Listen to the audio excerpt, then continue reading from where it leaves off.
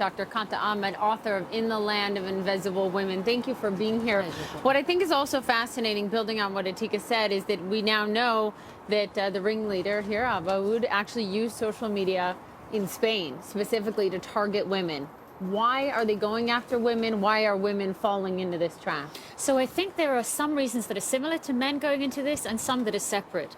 The women, certainly like men, are falling into the seduction of pursuing a fictional narrative, of regaining or rebuilding their idea of honor, of what they think is Islam, by combating violent jihad, which of course I as a Muslim find completely false.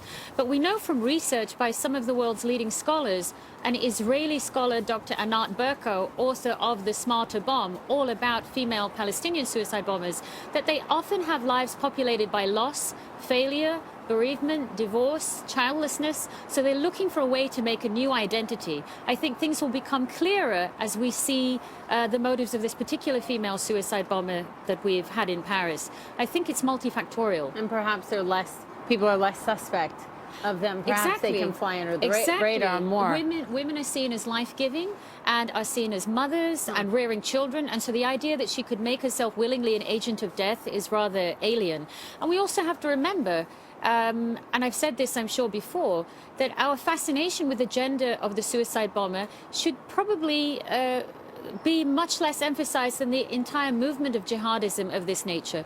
We've had female suicide bombers since the Tamil Tigers, in Pakistan, the Lal Masjid, in Russia, the Black Widows with the theater bombing. And not just a suicide bomber. I mean, they actually now, French authorities have said they don't believe she blew herself up, but rather she was killed when someone next to her blew himself up. But I digress. It's the same point of being involved in this jihad movement. You're at a conference here. It's why you're in Paris, focusing on many of these issues. And I wonder what stands out to you most as people talk about just sort of the future, especially for the 6 million Muslims that live in France.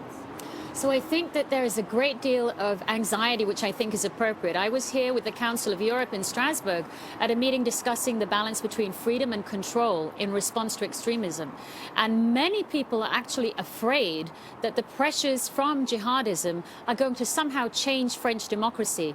The president of the Council of Europe said very ominously, in words that haunt me, the jihadists will never take away our democracy, but we can take away our own democracy in response to these threats. Do you mean the 3-month state of emergency that's just gone into effect that gives police much more sweeping powers? And the call that I've heard amongst average citizens that France is considering, and I can't verify this, but the feeling that France may want to create an exceptional justice system for these perpetrators, rather like the model that we have had in the issue of Guantanamo. People are afraid that this may be one of the repercussions, and how that would correlate with France's democratic values. Fact, many of those killed by extremists, extremists are Muslims. Yes, that's right, including the people that were lost in the theater. Right. They represented a demographic proportion of Muslims, just as in France. To ordinary French Muslims, with whom I've had dinner this evening and have seen during my trip, there are concerns that there will be rising discrimination.